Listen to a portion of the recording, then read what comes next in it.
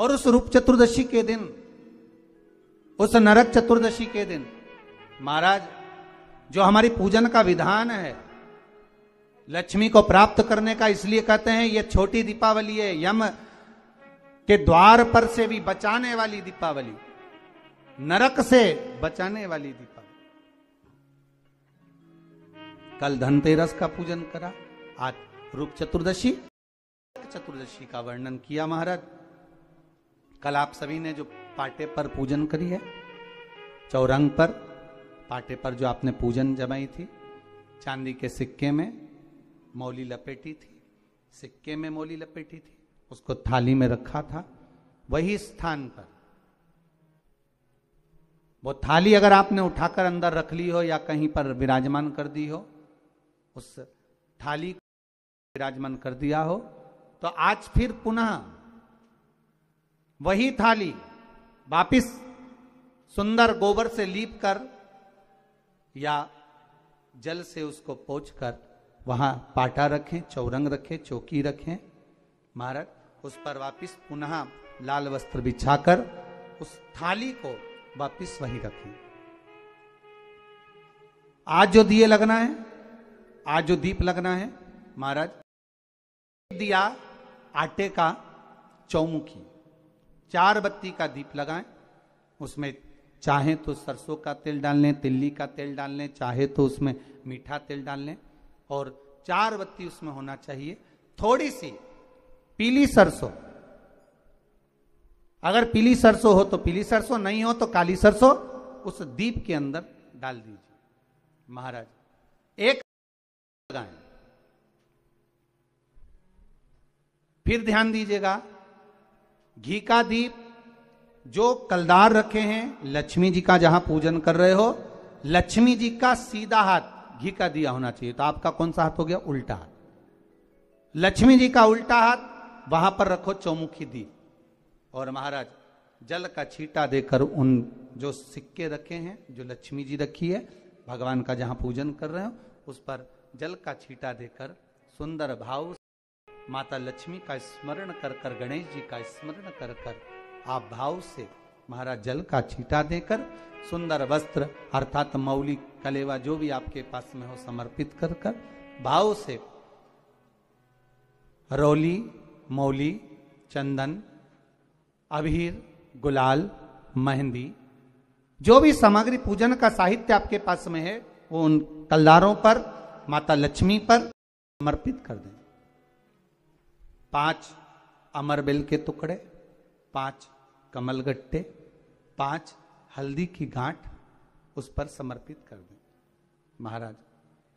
माता लक्ष्मी को मीठे का भोग लगा दें, और भोग लगाने के बाद में माता लक्ष्मी को प्रणाम कर कर सुंदर जो चौमुखी दिया आपने बनाया है उसको तो वहीं रखे रहने दें। जो घृत का दिया बनाया है, घी का जो दीप लगा आपने 1 बत्ती का, उसमें 4 बत्ती नहीं होना चाहिए, बस केवल जो तेल का दीप लगेगा वो 4 बत्ती का, घी का दीप 1 बत्ती का, उस 1 बत्ती के दीप को लेकर माता लक्ष्मी जी की आरती करें।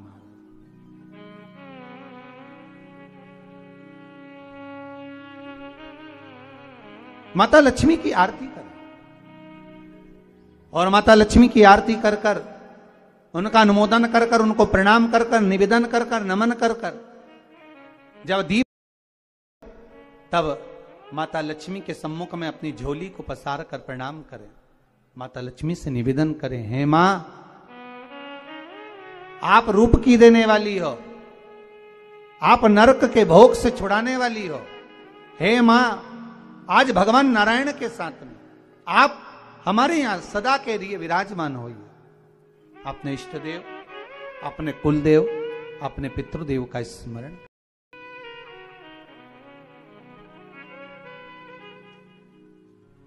नमन करें, प्रणाम करें, और निवेदन करें माता लक्ष्मी से, हे मां, ये आपकी ही कृपा है जो आज आप मेरे घर में आई हो। ये आप ही की कृपा है जो मैं आपकी सेवा कर रही हूं, पूजन कर रही हूं, अर्चना कर रही हूं। माता को हो सके लाल पुष्प उन सिक्कों पर, कॉइन पर जो पूजन करी है उस पर समर्पित कर दे। महाराज